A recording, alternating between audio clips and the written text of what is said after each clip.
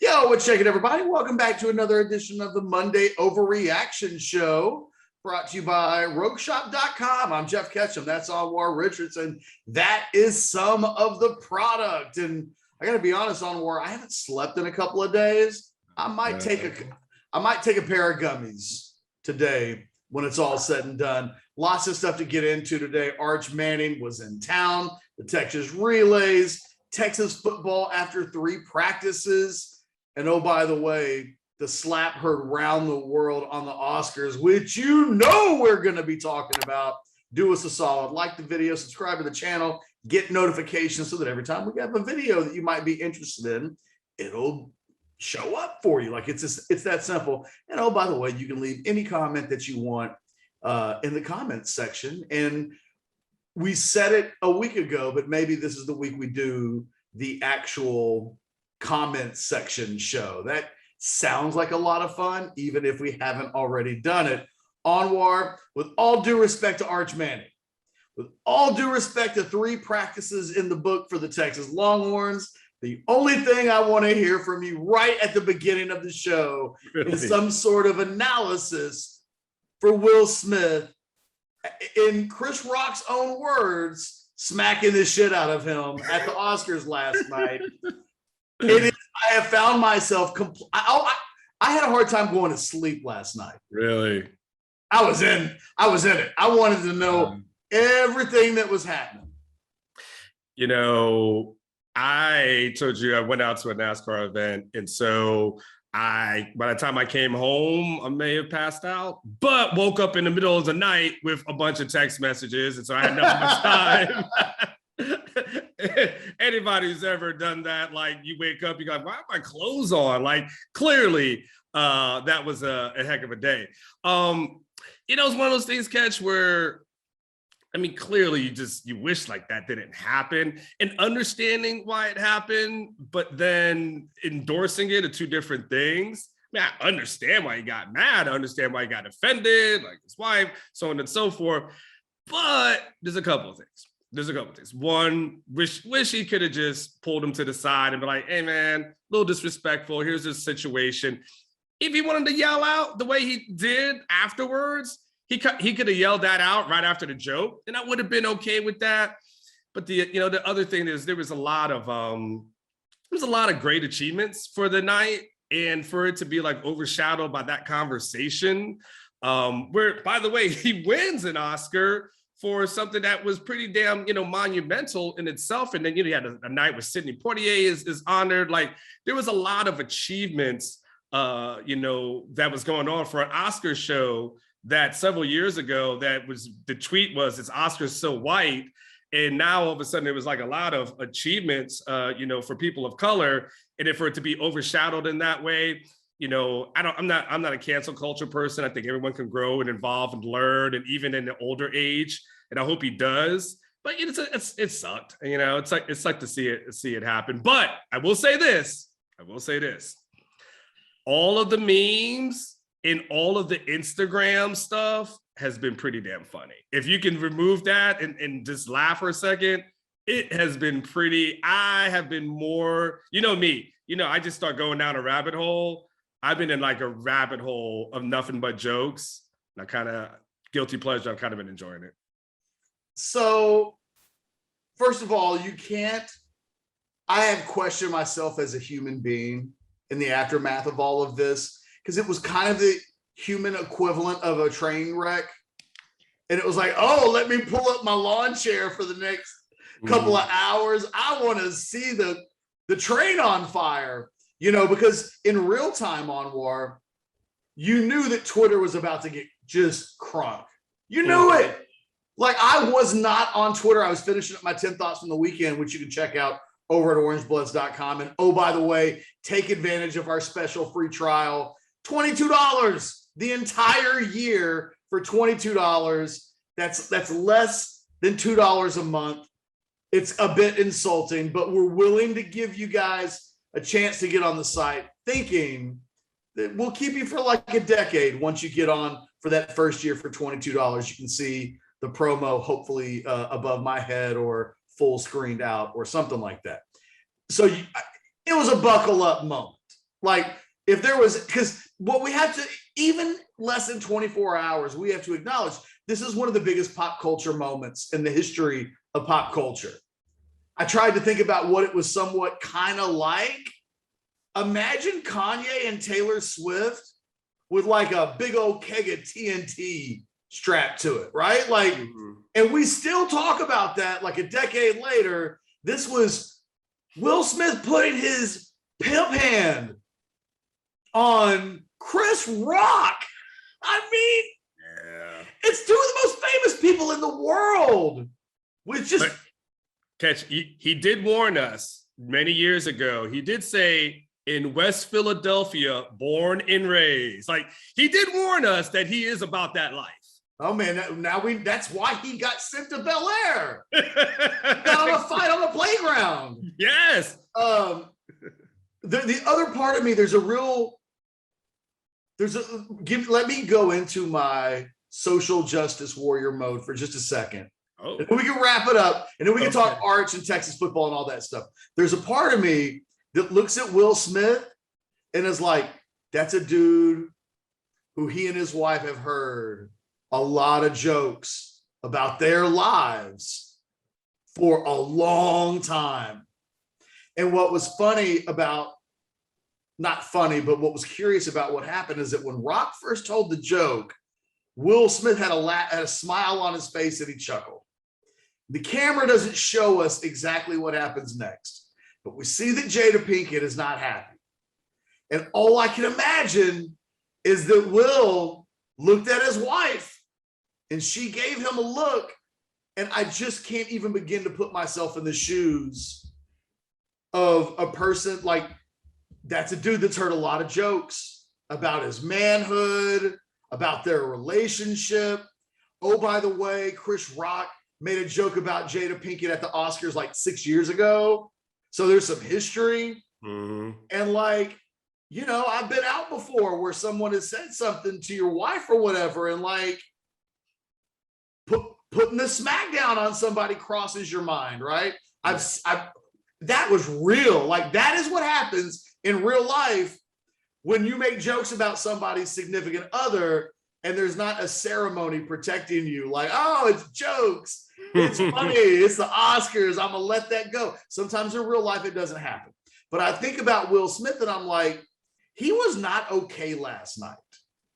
And he wasn't okay when he accepted his Oscar. Like, that is a guy that needs some help, man. And because that was a tipping point situation. That joke didn't bother Will Smith. Life and all of it rolled into one bothered Will Smith to the point that he hit a breaking point. And like, it's a weird deal that the rest of his life and his career and Chris Rock's career will be known for this. This will be this was the biggest moment in the history of the Oscars. And what should the Oscars have done? They gave that man a trophy like 20 minutes later. I don't know what you do, but you can't escort him out. Like, this is, I think you have to. For the Oscars, this is one of the biggest things that's happened to them for years. This is one of those for them. They're like, man, we can't even pay for something like that. Keep it going, you know? But they're you can't 8 hours later send out a tweet that says we don't condone violence when you kind of did. Saying nothing is saying something. But you're talking about a room full of people, right? How many times have we heard where like the director is letting the actors do something and the actors start doing their own thing and the director is like, just go with it, and the director steps back? That's what they did. They were like, oh, this is real. For fantastic theater. Yes. All I'm saying is, in retrospect, was that technically an assault? Technically, it was, because there was a contacted like LAPD to see if Chris was going to press charges, and he didn't. So technically, it was an assault. I mean, if I walked up to you and slapped you in the face, and let's just say your reaction wasn't to not want to slap me back. Yeah. But like, you know, with some time to think about what just happened. What just happened? And then I think you get to call that an assault. I mean, Chris Rock did not physically throw. You know what I mean? That wasn't a stand your ground. It was like, well, he defended himself, but not in the sense that automatically allows you to just hit somebody. You know, Chris Rock, like Will couldn't have pulled out his piece and shot him, and you can't bum rush the guy and hit him in the face without it technically being some sort of physical assault. And they gave that man a trophy like 20 minutes later, and we all got our popcorn and like I was talking about it on Twitter with people. It was like, Will still has to give his speech. So the whole thing's just bananas. And it's so real. Hey, man, at the end of the day, one man said something about another man's wife, and that dude retaliated. And like, that's as real as Hollywood can possibly get. Because I guarantee that if you go into the barbershop, or if I go wherever the hell I go to talk to people, which isn't very many places, there's going to be a wide range of opinions as to what does Chris Rock look like? What does Will Smith look like? How do you react to that? And I've been trying to think about, if that happens in sports, how do we react? We generally like the train wrecks, but we don't always respond well to them. Like I have a feeling that by Wednesday it'll be political. I'm know, like I'm sure there will be people mentioning it like in Congress, and it's just weird. It's just weird. Let's transition to something. I just needed to get your opinion on the matter. Yeah. Let me just last in 30 seconds. It sucks, and clearly Will has a little bit of anger management issues that he probably needs to deal with. Like, I think no matter what, how you're born and you're raised, you understand there's certain things that you want to do as an adult. And like at the end of the day, if we're just keeping it a buck, like manhood, bravado, all that shit to the side, unless someone is really threatening your life, shit, you don't have to put hands on someone. Like, I feel like Jada threw it down on Will last night. They have not ever been more married than they were last night.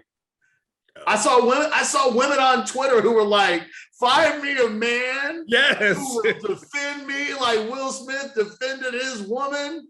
And I was like, that again. The whole thing was very relatable, because there's not one of us that doesn't, whether it's us or someone I know, there's not one of us that can't close our eyes and imagine that could happen somewhere. And then like the next morning you're with your friends and you're like, what do we do? Like, that got real. Ted slapped Bill. I mean, imagine Catch, like, you imagine you're at a situation.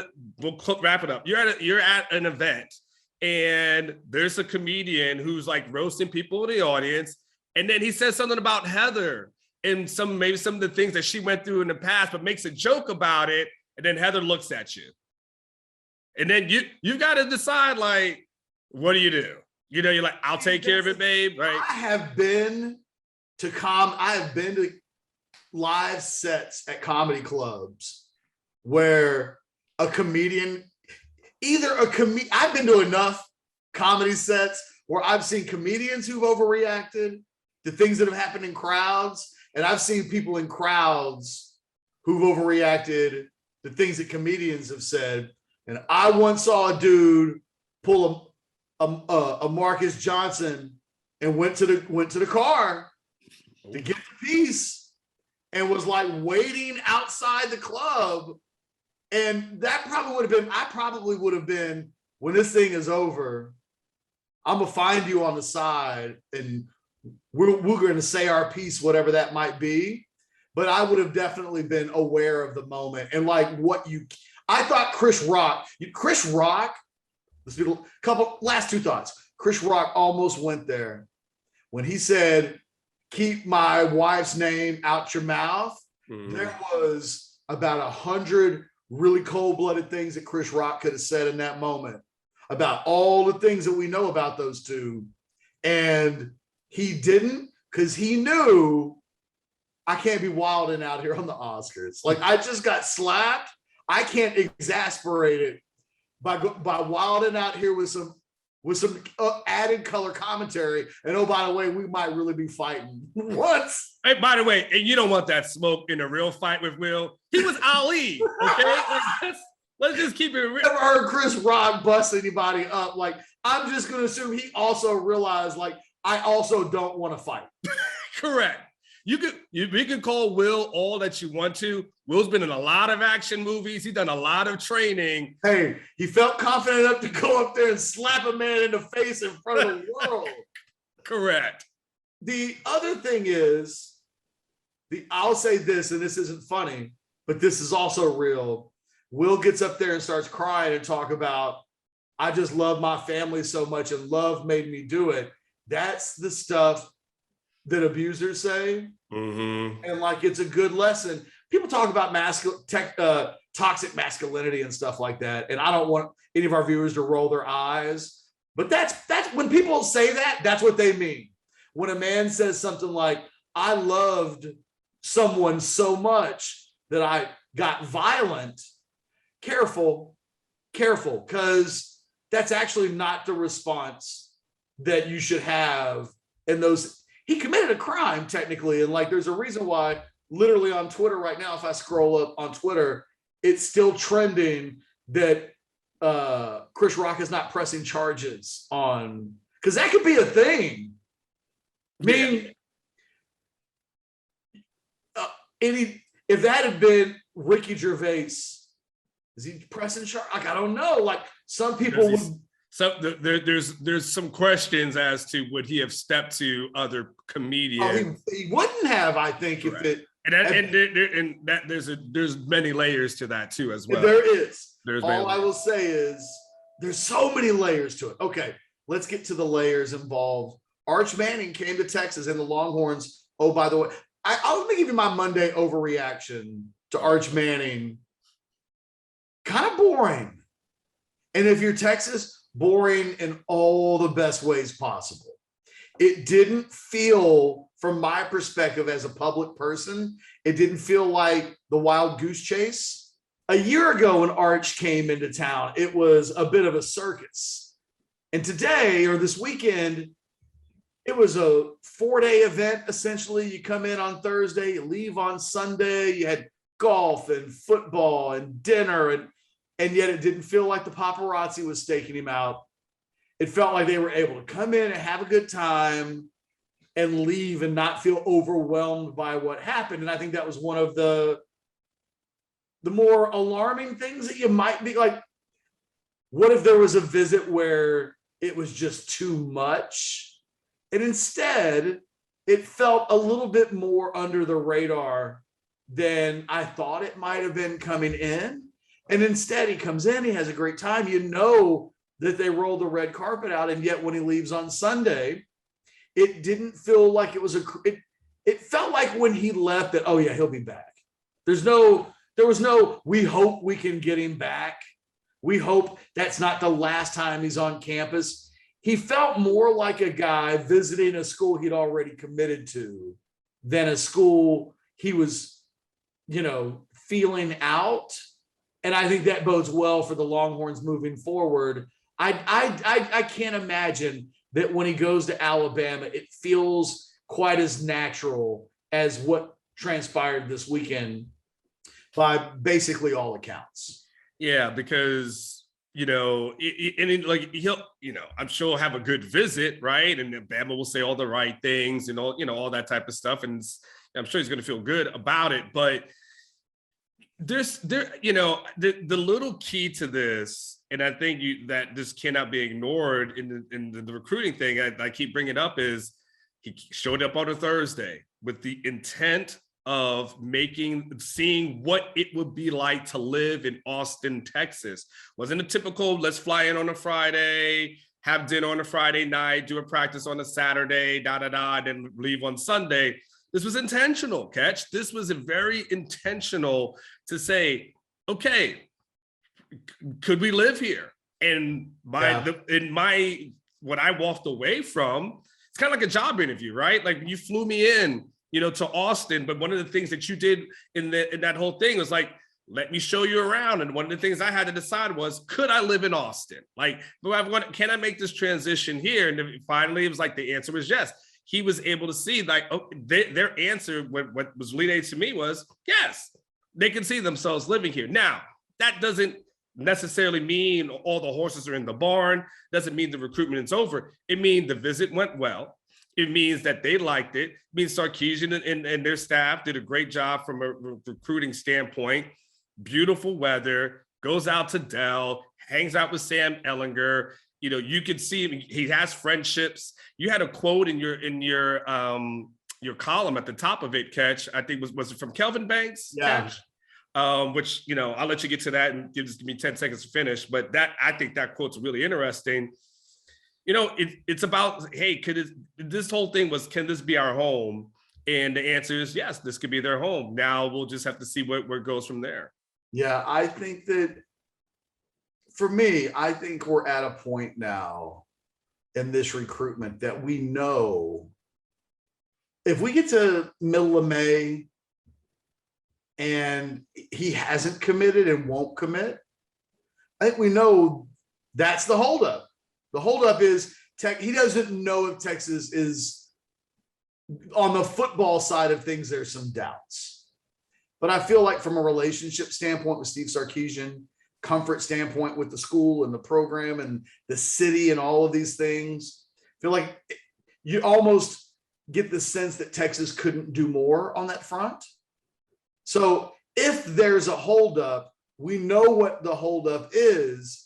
And it is the one thing that if you're Sarkisian, you can't really do anything about until the start of the football season. And, you know, I think you and I both probably believe it's not an impossibility that a commitment could occur. But we also know that, you know, sources to Orange Blood, sources that you've spoken with have told us, like, hey, it's a possibility that this could go into the season. We know why that would happen. We know that in a perfect world, a quarterback like him commits early to try to get the recruiting rolling and to really immerse himself in what will be the future of his life. That's kind of like where we are. Like it's, you know, if in 7 weeks he's made visits and he hits up Alabama and he, you know, and then he takes a month to think about it all. And then he still has decided, I'm going to wait this thing out a little bit more. It feels like, in my mind, we know exactly what the issue is. And it's, can Texas play some football that makes them absolutely 1000% sure that this is the place? But, you know, credit to all of those other things, especially Sark and his staff's ability to connect with Arch and the family, that they could go 5-7 and that Texas isn't off the table, because this does go against, I think, the normal trajectory of a recruitment from a kid at this level. It's very unusual that following a 5-7 season, that a non-in-state kid that you don't really have any real, you know, he's not this isn't Tommy Brockermeyer. Mm-hmm. This isn't a kid that's right down the street and is a stone's throw away from Austin. I mean, this is an out-of-state kid from a family who has roots in other places.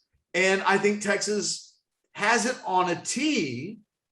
And if anything holds it back, it's because that football thing still hovers a little bit, but it remains to be seen just how big of a deal that 5-7 thing was and how many questions about the football still exist. Yeah, because when you talk about it being on the tee, let's think about this for a second of the other programs that he's interested in. Georgia, they just won a natty. What can Georgia tell him that he doesn't know at this moment? Alabama, Nick Saban, one of the greatest coach, college football coach of all time. What, Nick? You know everything you need to know about Alabama. We're going to compete for championships every single year. LSU, they live in that state. Okay, so there's a new coach, so maybe there's some getting to know that new coach a little bit. But I would think that the Mannings have a pretty good idea of what is involved with the LSU program. In Ole Miss, what can you tell them about Ole Miss? That's like me asking you about Austin and trying to tell you something new about Austin. Like, it would be a crazy conversation. That family knows everything there is to know about Ole Miss inside and out. So when Texas is in this mix, Catch, you have to just use simple logic, simple, deductive reasoning and say to yourself, this is the only program that you look at and you say, wow, I'm not quite sure this is here, why they're here. And you have to go to, damn, if Texas is on this list, it's for a damn good reason.